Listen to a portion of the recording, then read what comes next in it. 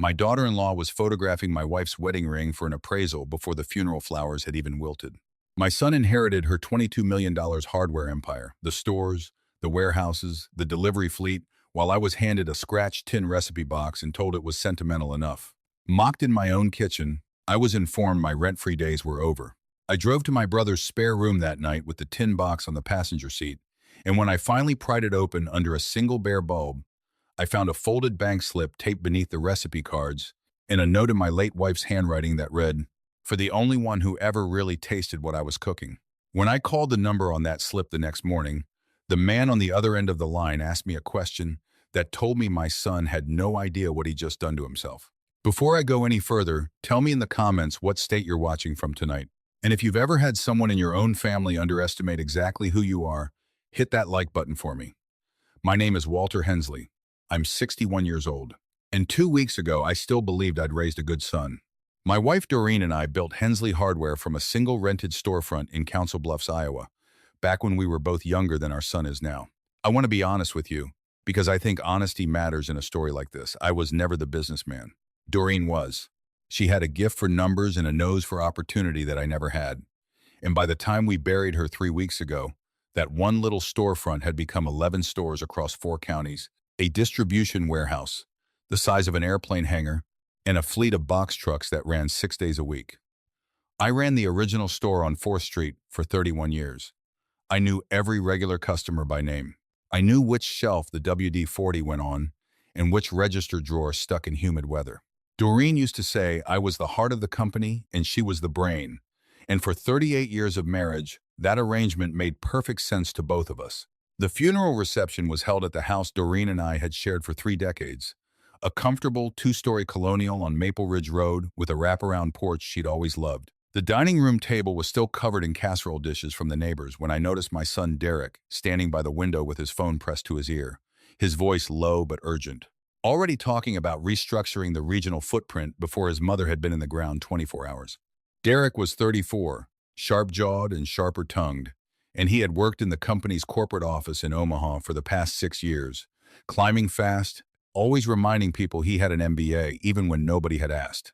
His wife Brianna was upstairs in what used to be Doreen's dressing room, and through the half-open door, I could see her holding up my wife's jewelry box to the light, snapping photographs of individual pieces with her phone, murmuring something about getting these appraised before the estate sale. Nobody had said the words estate sale to me yet.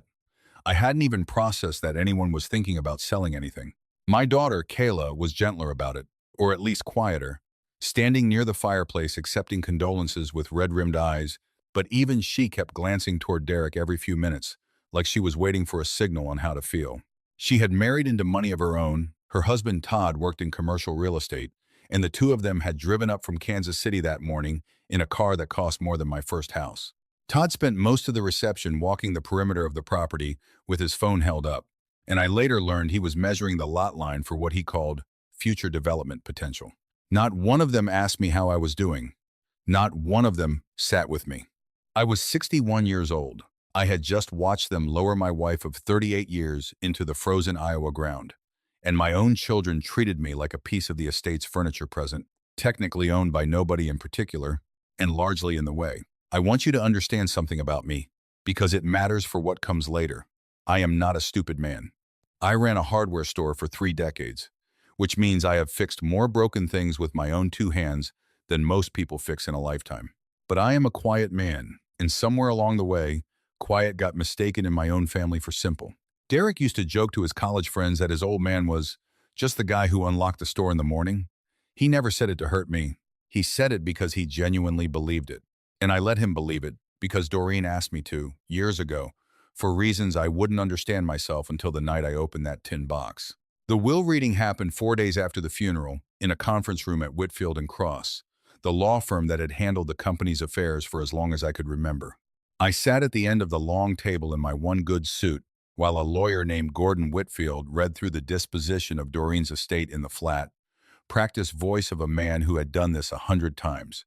Derek got 55% ownership of Hensley Hardware Holdings, along with the corporate office and operational control, effective immediately. Kayla got 30%, plus the vacation property on Clear Lake. The remaining 15%, along with the physical real estate of all 11 stores, went into something called the Hensley Family Trust, which the document listed as being under independent trusteeship, a detail nobody in that room but me seemed to think was worth asking about. And then Gordon reached into his folder and slid a small, battered tin box across the table toward me. It was the recipe box Doreen had kept on top of the refrigerator for as long as I'd known her. The one with the faded rooster painted on the lid, filled with index cards in her looping handwriting, her mother's pot roast, the cornbread she made every Thanksgiving, the pie crust recipe she never once wrote down completely because she said the last ingredient was love, and you can't measure that. Derek actually laughed. Not cruelly, exactly more like a bark of disbelief. "That's it?" he said. "Mom left Dad a recipe box?" Brianna smiled behind her hand. Kayla at least had the decency to look uncomfortable, but she didn't say anything either.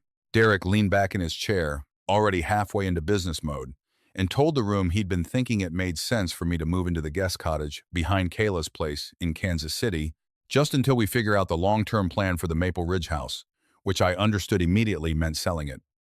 He said it so casually, like he was rescheduling a meeting. 31 years I had opened that store's front door at 6:45 every single morning, and my own son was talking about my future like I was a line item that needed relocating. I didn't argue.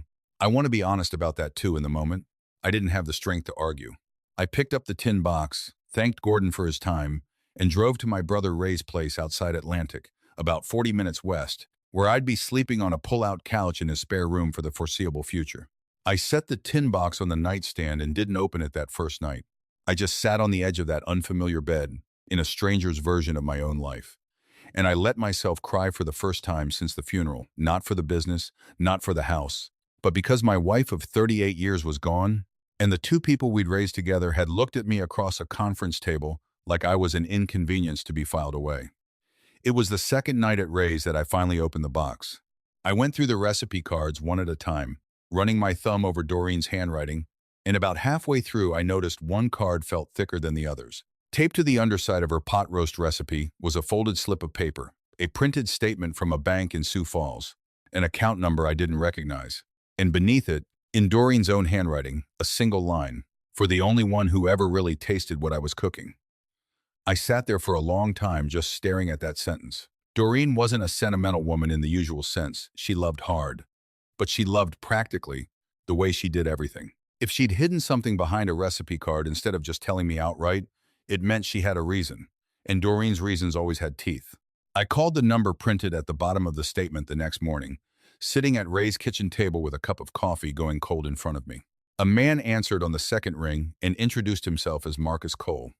And when I gave him the account number, there was a pause on the line I didn't like the sound of. He asked if I could come into the branch in person, said this wasn't really a conversation for the phone. I told him I was a 61-year-old widower currently living out of a gym bag in his brother's spare room, and that whatever he had to say, I could take it standing right here. So he told me. The account held $9.4 million in liquid assets, and it was only the smallest piece of what he needed to explain to me. Doreen, it turned out, had done something 6 years earlier that she'd never once mentioned to me or to either of our children. When the company expanded from 4 stores to 11, she'd needed capital fast, more than the banks were willing to extend without collateral. So she'd restructured the ownership of the underlying real estate, the land and buildings. All 11 stores actually sat on into a separate holding entity. And she'd put that entity, along with a controlling interest in a licensing arrangement covering the Hensley hardware name itself, into a trust with a single beneficiary listed under a clause. Marcus read to me word for word, activation contingent upon the death of Doreen Hensley, contingent upon written designation by Doreen Hensley alone. She had designated me. Not Derek, not Kayla. Me. And she had done it so quietly, structured so deliberately through a trustee neither of our kids had ever heard of, that not even the estate lawyer who read the will 4 days earlier had known to mention it because legally he didn't have to. It wasn't part of the estate. It had already been mine, waiting since the day she signed the paperwork. What that meant, in plain terms Marcus laid out for me over the next 20 minutes, was this. My son now ran 11 stores that operated on land they did not own, and under a company name they had only license rights to use both, controlled entirely by me.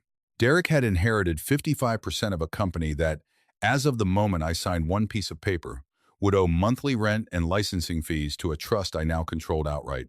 Fees Doreen had apparently been quietly waiving for the corporate side for years to keep cash flow healthy while the company expanded, the same way she'd waived plenty of things for our kids their entire lives without either of them ever noticing the debt was still sitting there, patient and legally binding.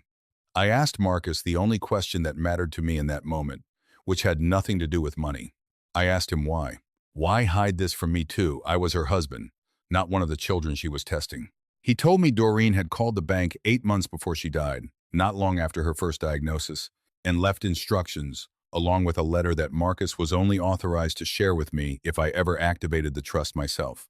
He read me a portion of it over the phone, and I'm not ashamed to tell you I had to ask him to pause twice so I could compose myself. She'd written that she loved our children with her whole heart, and that was exactly why she was doing this, because she'd watched them both start treating me, in small ways, like the family's afterthought over the past several years, and she was terrified that once she was gone, that treatment would become permanent.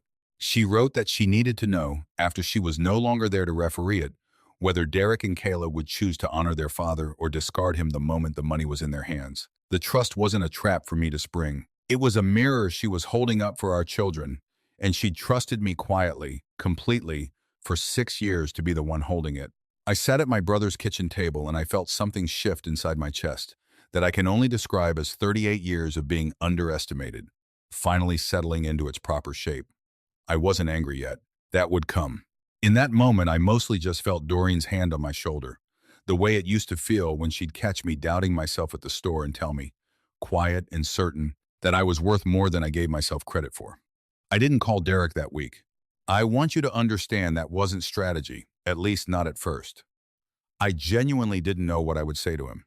I spent those days at Ray's place going through boxes of old photographs, sitting with my grief the way I hadn't let myself since the funeral, and slowly, underneath the grief, building something steadier. Marcus and I met twice more in person. I signed the paperwork formally activating the trust. I hired my own attorney, a sharp, unhurried woman named Priya Anand, who'd handled small business disputes around Council Bluffs for 20 years, and who, when I explained the situation, actually put her pen down and said, "Walter, I need you to understand you didn't inherit a recipe box. You inherited the ground your son's whole company is standing on." The first past due notice went out to Hensley Hardware Holdings on a Tuesday morning, 3 weeks after the will reading. I know because Priya called to tell me it had been sent, and I sat in Ray's kitchen and felt my hands go a little cold. Not with regret, but with the strange, heavy weight of finally understanding my own power. Derek called me that same afternoon. I almost didn't answer. When I did, his voice had none of its usual confidence in it. It was tight, fast, a little too loud. The voice of a man who'd just gotten off a call with his own accountant. He asked me if I knew anything about a rent demand the company had received from something called the Maple Ridge Property Trust. I told him, honestly, that I did. There was a long silence on the line. Then he asked me, very carefully, like he already suspected the answer and was afraid of it, whether I had anything to do with that trust. I told him the truth. All of it. I told him about the recipe box and the tape note underneath the pot roast card. I told him what Marcus had explained to me and what his mother had written in that letter 8 months before she died. I told him, as gently as I could manage, that his mother had left him and his sister a test disguised as an inheritance, and that the tin box everyone laughed at in that conference room was never the small half of what she'd left behind. It was the key to the other half, and it had been sitting in plain sight on top of our refrigerator his entire childhood. He didn't believe me at first. Then he got angry, the way people do when fear needs somewhere to go. He accused me of manipulating his dying mother, of scheming behind the family's back, of turning grief into a business play. I let him say all of it without interrupting, because I understood something in that moment I hadn't fully understood before. Derek wasn't actually angry at me. He was angry that the story he'd told himself about who ran this family and who mattered in it had just cracked down the middle. 2 months passed. I moved out of Ray's spare room and into a modest rental house on the edge of town, nothing fancy, but mine, paid for without touching a dollar of the trust, because Priya advised me, wisely, to keep my own finances boringly clean while everything else got sorted out. I didn't call in the rent and licensing debts all at once. I want to be clear about that because I think it matters. I gave Derek and Kayla a real choice. Priya drew up a proposal on my behalf, reasonable, even generous offering, to restructure the arrangement, to forgive a portion of the accumulated fees, to genuinely rejoin the business in an advisory capacity on one condition. I wanted to be treated, going forward, like a father and a partner, not like furniture. I wanted a seat at the table, not out of pride, but because I had spent 38 years earning one and had let myself get talked out of claiming it.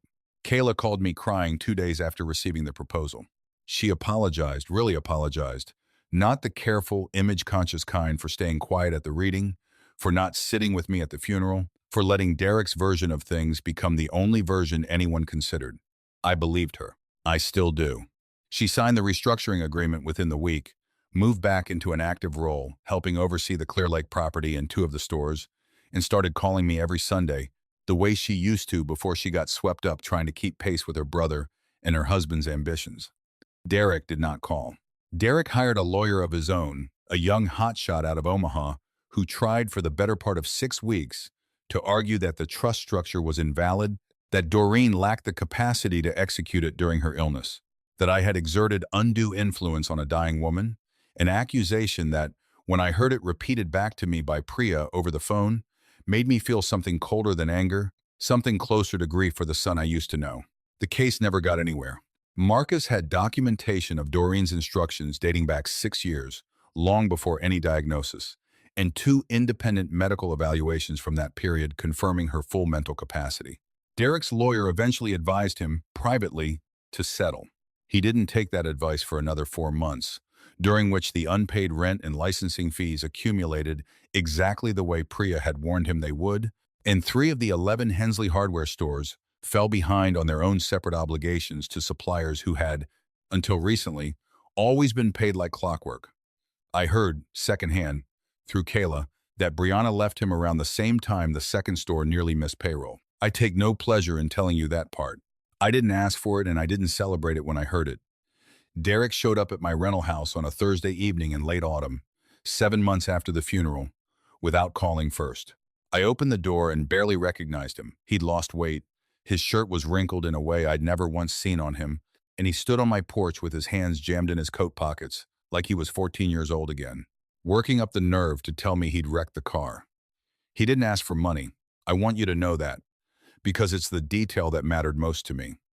He asked if he could come in. We sat at my kitchen table, the same kind of table I'd sat at in Ray's spare house 7 months earlier, reading a letter his mother wrote him without ever knowing it. And Derek talked for almost 2 hours, mostly with his eyes on his own hands. He told me he'd spent his whole life believing that running a business well meant thinking 3 moves ahead of everyone else, and it had taken losing almost everything to realize he'd never once thought 3 moves ahead about his own father. He said he used to tell himself I was content being the guy who unlocked the store because I lacked ambition, and it had never once occurred to him that maybe I'd simply chosen, deliberately, for 31 years, to build something with my hands instead of my mouth, and that his mother had loved me for exactly that reason. I didn't hand him a check that night. I told him what I'd told Kayla: the offer to rebuild, together, on honest terms, was still on the table, and it would stay on the table as long as he was willing to actually sit at it as an equal instead of an heir. He cried at my kitchen table, this 34-year-old man who used to laugh about his simple old dad, and I let him, because I remembered what it felt like to grieve something you didn't even know you'd lost until it was gone. It's been 4 months since that night. Derek is back at the company, but not running it the way he used to Kayla, Priya, and I sit on the trust advisory board together now, and every major decision passes through all of us. He calls me on Sundays too, now, alongside Kayla, and neither call feels like an obligation anymore. Last month he asked me, almost shyly, if I still remembered how to make Doreen's pie crust, the one where the last ingredient was never written down. I told him I did. I told him I'd teach him this weekend, if he wanted to learn it properly, the way his mother taught me all those years ago, back when nobody in this family had a dollar to their name and all we had was each other and an unbreakable kind of trust. That money never once had anything to do with. Family isn't the name on the door of a business, and it isn't the number written on a check. It's the people who choose to show up for you when nothing is being handed out. Doreen understood that better than any of us, even at the end, maybe especially at the end, and she built one last lesson into that recipe box so the rest of us would understand it too. If you've ever had to fight to be seen by the people who were supposed to see you first, I'd love to hear your story in the comments below, and if this one meant something to you, stick around because there's more where this came from.